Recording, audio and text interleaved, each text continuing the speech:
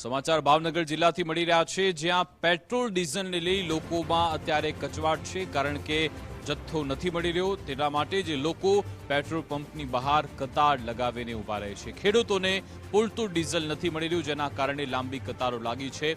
તળાજામાં અલંગ, મણનાર, બાખલના ખેડૂતો અહીંયા પહોંચ્યા. તમે જુઓ, કેરબા લાઇનસર મૂકવામાં આવ્યા છે. કેટલી લાંબી લાઈન છે. એક બાજુ વાહનો પણ ઊભા છે અને ત્યાં કેરબા પણ મૂકવામાં આવ્યા.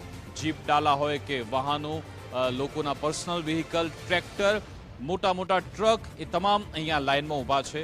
આ દ્રશ્યો બતાવે છે કે અહીંયા પૂરતો જથ્થો નથી આવી રહ્યો. 4 દિવસથી ડીઝલની લાઈનમાં ખેડૂત ઉભા, અમે હારે ઉભા. 4 દી આવી કેમ કે ડીઝલ છે લાઈનમાં રહેવી.